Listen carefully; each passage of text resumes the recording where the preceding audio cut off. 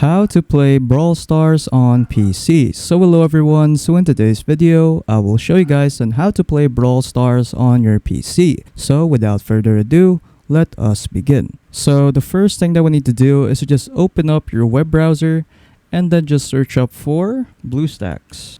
Click on search. And then after that, what you want to do is to just download BlueStacks. So you can either download BlueStacks 5 or BlueStacks 10. So just choose from either of those two. So just click on download BlueStacks right here. Then after that, just click on download BlueStacks 10 or 5 if you want to. So I'll just download BlueStacks 10. And then let's just wait for this to finish downloading. And then once it's done, just open up the installer.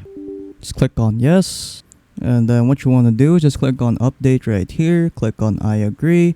And then it will now start downloading. And then once it's done downloading, it will look like this. So after that, what you want to do is just go to open Google Play app right here. So just click on that. And then after that, you'll be redirected here in the Google Play Store. So what you want to do from here is just to search up for Brawl Stars. And then there you go. So as you can see, we can now install Brawl Stars from here.